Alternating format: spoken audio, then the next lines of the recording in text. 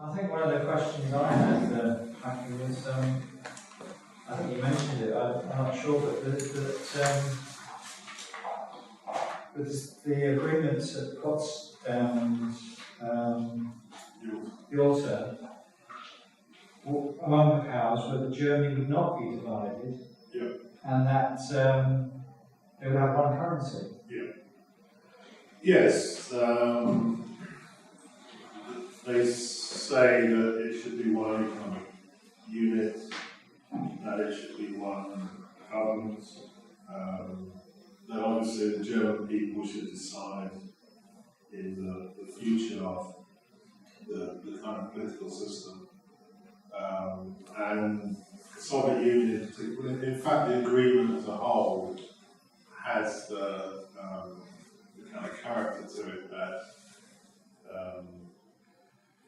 everything connected with the Nazi Party and the basis of the Nazi Party, so the economic basis of it, the big monopolies, the big landowners, that these should also be dealt with. So everything should be done to make sure that Germany could not be a threat in the foreseeable future.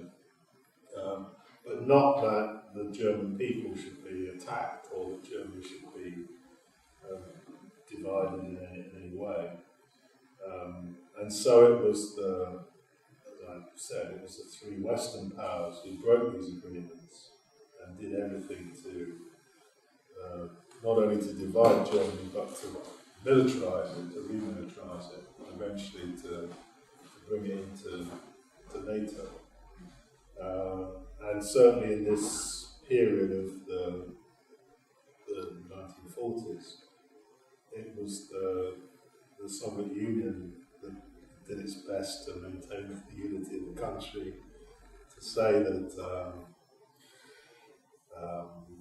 the economy should be dealt with in such a way that it could recover, not least because the Soviet Union was the greatest demander of reparations.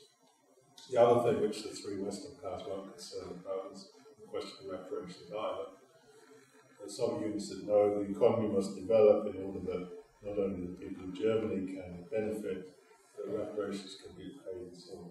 So on all of these basic principles, you see it's the governments of Britain, France, the United States who are creating problems and difficulties, even though they allege the opposite. And quite opposite to what they actually allege. Seems to be a pattern, doesn't it? That sort of continues from its inception, and they still repeat these same sort of practices, sort of manage opinion, in a particular way, manufacture consensus. Yeah, I mean, I suppose the latest kind of thing are these ideas about right to protect, which is the way in which, say NATO operated with Libya. So that was presented as the reason for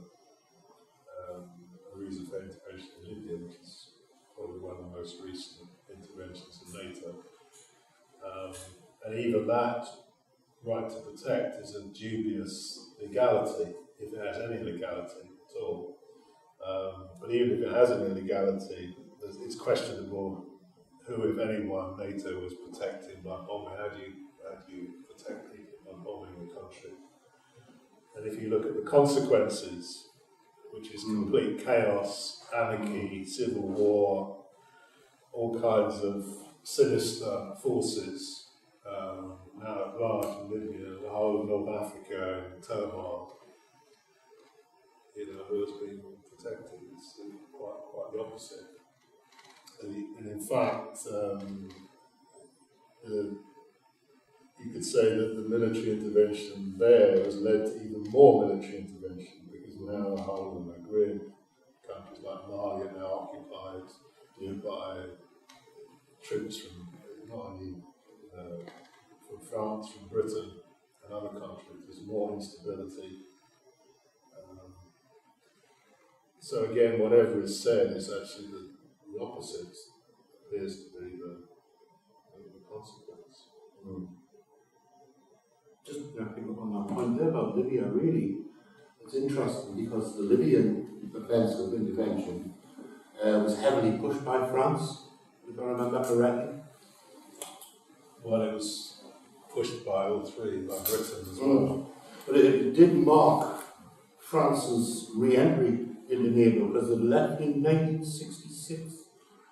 De Gaulle felt that it would probably be compromised and pulled into an American-led conflict somewhere in the Middle East, especially after the sort of Algerian war. They were very weary about international interventions, given the sort of problematic colonial legacy that they had in the early 60s. So France actually did withdraw, I think until 2007, 2008. And then as soon as France re-emerges as a NATO member, it makes it clear it wants to sort of expand its military interests in North Africa and West Africa. So it's almost like it follows that military dominance comes toward it. It isn't this sort of peacekeeping sham that we're sort of led to believe. And of course this has huge knock-on effects in France as well, in many of the ethnic housing projects who are firmly against American interventions in the Middle East. So it sort of leads to internal instability in France as well. So, I mean, obviously that's just a sort of side issue of what you were saying there, Hakeem, but I think France is an interesting case in point. Well, I mean, all of the member countries of NATO have their their particular histories, you could say. But the fact that they act in concert, reflects the fact that they all, that they're, in some ways, they're all in contention with each other as well. They sometimes have different interests, but they're all acting in this way, which is,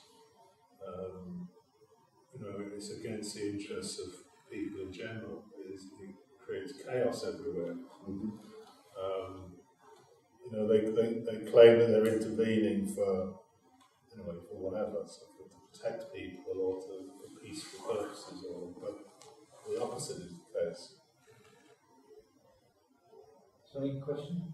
Yeah, I just want to say that I think that point you picked up just now about how the falsification beginning with NATO clearly fits in with their role in the world today. I think it's really important because you see how your two talks linked up so well because, and I think probably in my view, that it doesn't suggest that it's reformable because it was based on a lie from the start to protect the military and economic interests of the countries that are members of NATO. And that's what the lie, we know more of the lies now, their intervention in Asia and Africa, in Syria, in Iraq, Afghanistan, all over. People are very much more aware of those lies in Libya, how they destroyed their economies and millions of people. Their lives have been destroyed or wrecked. And so I think that to me, seeing how the two talks link, that's really important. Because the lies that gave the birth of NATO, they're not so well known as what the NATO's influence is today. That a lot more people are aware of that. And I think you can clearly see that what NATO was based on, right from the very, very beginning. Particularly the US, where they've had more wars since World War II, and lost more people, killed more people. They took on the mantle of the Nazis, really, and in league with NATO, they might be vying within NATO for their interests, but overall they've destroyed millions of people in countries all over the world. And I think that link between the two would really come out. I think as well there's a similarity in terms of how Russia has been cut out at the beginning, like Hakim said, where these secret conferences, like the London conference and things like that, they're sort of secretly trying to distance themselves from the sort of alliances that they built up in wartime sort of advance, and the sort of victory over fascism. And sort of the assurances given to the Russians were sort of abandoned quite quickly. It's similar to how the assurances given to the Russians at the end of the Cold War, before the Berlin Wall, were sort of turned against them and sort of, let's say, sort of conveniently forgotten, so that NATO was able to adopt a more, let's say, confrontational stance, protecting those interests. And there is something in that, that twin aim, sort of geopolitical influence, and sort of control of our economy. Marshall aid was a brilliant example of that. I mean, if America hadn't have redistributed those dollars, it would have probably been a global slump, a global depression, because there was no spending power, no money in these economies. It was sort of exhausted flat. So it's interesting, the sort of that economic and that political twin aspect there. Maybe it's always been there. I mean, I said that it was something that came about when NATO was reformed, sort of post-1989, but maybe that economic imperative's always been there, as you suggest. What Hakim said was that what the Soviet Union's view was that the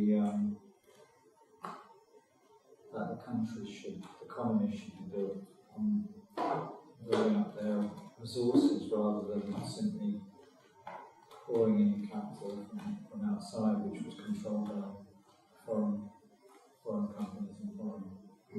And by American products as well.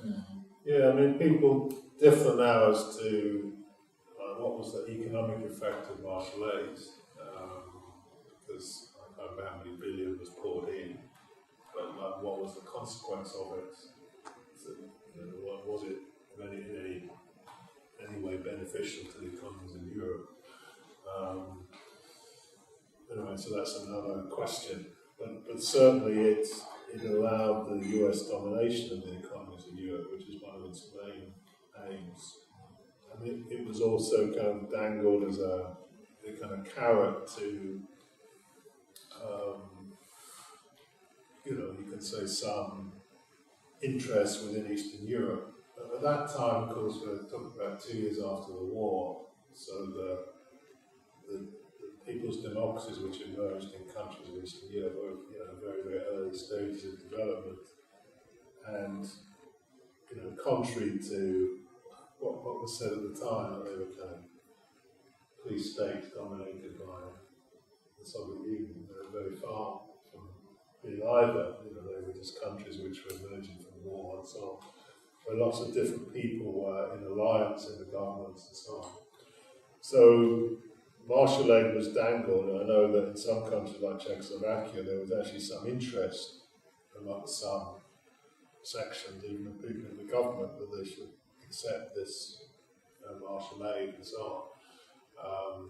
And it created some problems in countries like that, Czechoslovakia in particular, because then these even government ministers thought that, okay, then maybe Czechoslovakia can go in this direction. And in fact, in the case of Czechoslovakia, it actually led to resignations in the government and destabilisation of the government. And then the workers of Czechoslovakia had to come. There was general strike in support of the government and so on. So it's this general strike which the governments of the US and Britain called a coup. And so the people, I can't remember how many million people, it was a token strike. They were so disgusted with these ministers resigning on the eve of elections were about to be held, and the whole issue of martial aid contributed anyway to these resignations. which were an attempt actually to provoke or to create the conditions for a coup against the government. So the workers of Czechoslovakia went on strike, I think, for, I can't remember, an hour or something. Like 3 million people or something went on strike in support of the government. And anyway, the government was reconstituted with new people from the parties, from the same parties that the ministers belonged to that had resigned and carried on and so on. So anyway, this is what was called a coup, and in the introductory passage I read out was presented as one of the reasons for the existence of NATO. It's all complete nonsense. This is what they say on their website. So anyway, Marshall Aid had that kind of aim as well, to create difficulties and so on. But as I said, the Soviet Union explained that you can't have some economic program which undermines the sovereignty of countries. Of course, they said that we accepted assistance from the US during the war. It's fine for countries to accept assistance, but you couldn't have as the British and French governments wanted, a kind of economic plan for the whole of Europe, where everybody's kind of subservient to the US and so on. Countries have to decide what they need, what's the best way of taking assistance from somebody else, etc., etc. And Marshall Aid wasn't being presented in that way. So there were other aims and intentions behind it. Sorry, yeah. 2 points. Did Churchill borrow the phrase Iron Curtain from Goebbels? That's number one. Number two, regards the preamble in the London conference with respect to currency reforms. Could you elaborate on that a bit more, please? Thank you. I can't necessarily go into great detail about the currency reform. I mean, the issue wasn't that there shouldn't be currency reform. There may even have been, I can't quite remember, there may even have been quite sound reasons for currency reform.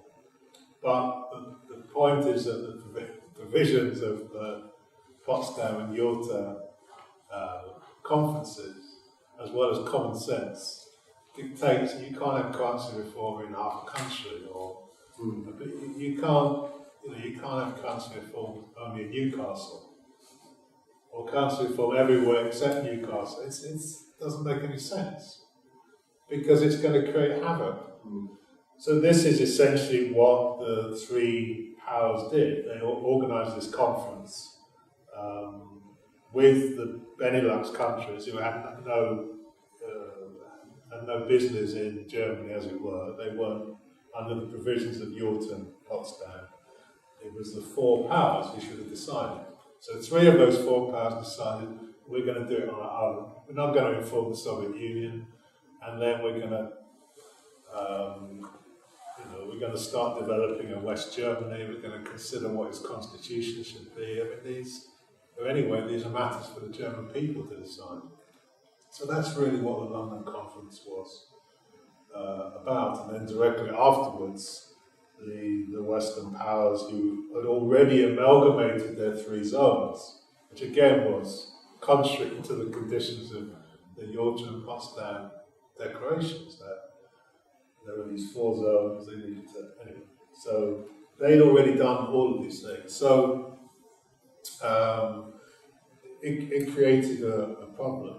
And as I explained, the Soviet Union, or the Soviet authorities in the Eastern Zone and East Berlin, then had to take measures and so on. So that's the essence of it.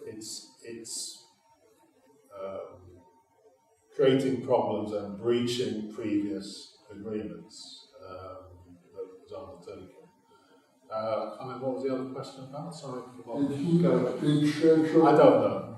I don't know. Some people say that. I don't know. It's possible. You mentioned before that member states within NATO have their own diversion kind of interests. Now, at the moment, I think Europe are trying to form a joint force, an armed force, and with Trump was talking about each individual country having the sum of 2% of their GNP towards defence measures or armaments. That could create a kind of a big division, or could possibly create a division within NATO. If the European armed force gets any stronger, it could make a quite a big division within the organisation. Just wonder what your thoughts are on that. Yeah, I mean, it's possible, and as we've heard, the character of NATO has changed over the years from 1949 to now, so it has different characteristics. Countries join, countries leave, and so on. And it's possible, maybe the US will leave. I don't know how likely that is, but that's what Trump keeps threatening. Whether he threatens that because he's serious or because he expects the European countries to contribute more is another question. And it's also true that the countries of the EU talk about developing this force. And I mean, that's, you can say that shows that there are some differences between, their interests don't always coincide. So the interests of the countries of the EU don't necessarily always coincide with that of the US. And the countries of the EU interests don't coincide, as we're seeing at the moment. That there are different and conflicting interests within Europe, within Britain, within the US, and between all of them. So, I mean, that's the nature of the capital-centered system, as it were. That these different interests contend with each other and between each other, and that's where situations become dangerous because none of them represent the interests of the majority of people. So that's the other aspect of all of these organisations, that it's the question of whose interests they serve and who decides. So if you look at the question of Libya or Syria or Afghanistan or Iraq, who decided that Britain was going to join NATO anyway, or that Britain stays in NATO, or that the US stays or leaves? Those are the kind of important questions, because the majority of us don't have that decision-making power. So then you could say that raises the question of how we can achieve that power, or make sure that our interests are at the centre of things. So these, invading Libya or invading Syria or invading Iraq or Afghanistan, how is that in our interest? How does that serve the interests of people in Tyneside or people in London? Clearly it doesn't. So that issue of how we can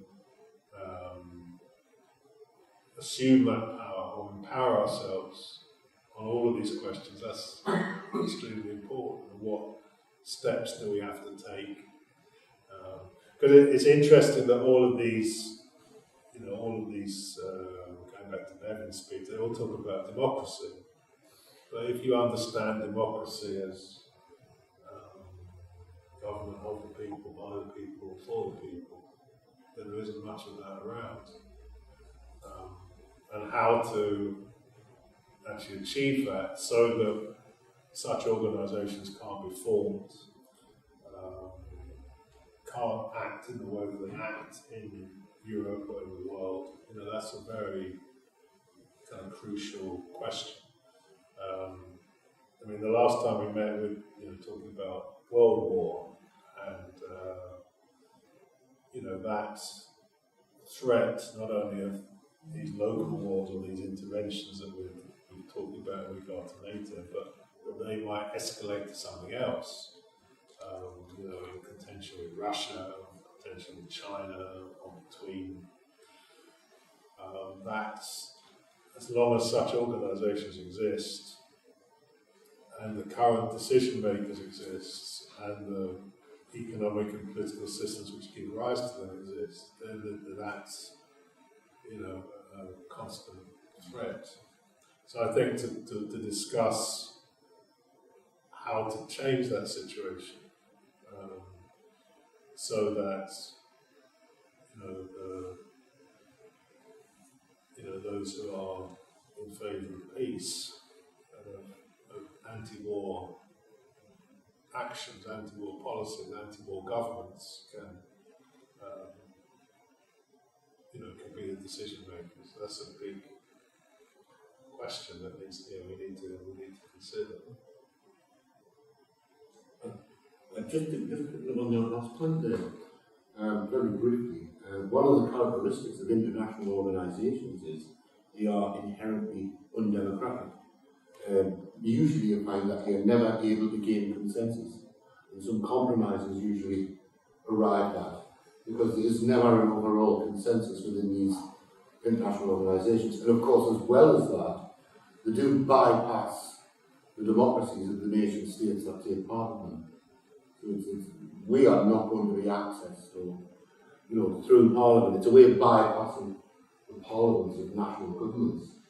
So, getting back to your point, I don't think really can be reformed to the extent that we would like. It may take part in some sort of minor progressive liberal reforms under a sympathetic American government, but the nature of its structure, its dynamic, and how it sort of functions, it's anti-democratic, really, isn't it? If you're talking about a small cabal of nations, and then within that, there's a sort of superpowers that will have their own competing interests, like Britain, Germany, America, France. I think that actually brings us to sort of what the conclusion is. Is anyone going to ask a question? How long have we got? Just a comment, really. I think that we're probably beyond. I think we're probably beyond the stage where it's a consensus. You just got to look at the reaction to Trump's attack on Venezuelan politics. Then ours, the NATO countries were all agreeing with them. And yet everybody else can see the iniquity and the victimisation of the place. Yeah. Similar like Syria. So Trump says it and everybody else agrees. So there's no consensus, it's just they've got no option. Anyway, I think we have to bring it to a conclusion because we've overrun time. It's 20 past 9. But I'd just like to bring it back to the point you were, both you and Hakim were finalising on, and that is that the reason we called this meeting that there is only one world and no to use of force to settle conflicts between nations and peoples really comes to the modern definition of what we're all fighting for. And I think it's very interesting for me to, I know it's been very difficult, but what's been presented here today is, as Mandy pointed out, is that we've got the NATO today and basically the origins of NATO. And I think what it uncovered is that that this alternative, that is one world and the peoples and nations have no interest in fighting each other, they need to settle conflicts in a peaceful way. That this is, this was the desire, as Hakim said, the hope of all people after the Second World War. This possibility was in their hands because you had this alliance that came out of the Second World War between two social systems in the world, but a desire to work together to eliminate Nazism and to bring about a world where people could settle these things through the United Nations and the Charter, and this is when all of the the human rights Charter of Human Rights was written, and so on and so forth. So the whole possibility and hope was to have one world and sort out these problems and conflicts between different social systems. And of course, the creation of NATO broke with that. It was one of the major things that broke with that. And immediately, Bevan, the Attlee government actually immediately went into the Korean War with the Americans. So it went straight into war and to, of course, setting up NATO and the Cold War. And as we've heard, this Cold War wasn't created by certainly wasn't created by the peoples. It certainly wasn't an interest. And if this hadn't happened, it would have given people in Britain, in Europe, and America much more space in order to build democratic systems in their own countries, and that's all been blocked because of what happened. But today, I think we now have to redo this again and actually fight for this principle. I know it's very heartening to see this film that David found on the internet about the Washington protests, to see all those American people speaking out against war. I think that really does show the future. Anyway, I have to bring it to a close. I think from the work, I think it's going to be important that whether NATO survives in the present form or not, we should demand that we withdraw from it at this time and organise so that Britain becomes a zone for peace itself, and have an anti-war government that treats the world as one, and so say no to use of force to settle conflicts between nations and peoples. But we will produce a video. There's Andy and Alan at the back, thanks to them, have been filming, so we will produce a video to put up on YouTube so that people can reach wider circles. Thank you all for those who have been involved in organising this meeting. Particularly thanks to David for all his hard work in presenting the media. The next event will probably be at the end of July on the NHS. We haven't sort of firmed it up yet, but we will be looking at going into the whole question of the National Health Service, because it's so crucial today. People are fighting to save health services, so we would like to sort of do some truth and memory work on getting in behind the whole question of the NHS and how we can contribute to that. If you want to be involved in the Truth and Memory Committee, please leave your contact details. We would like to make a collection because it isn't cheap to put these things on. So, if you can, please give to us. There is a May Day meeting coming up on the 1st of May, Wednesday. That's organised by the Trades Council, not by us, but I thought I'd mention it because it's really important. And then also on May the 11th, there's a national demonstration to support Palestine. So those are things coming up. But thanks very much for coming, and hope to see you again. Thank you.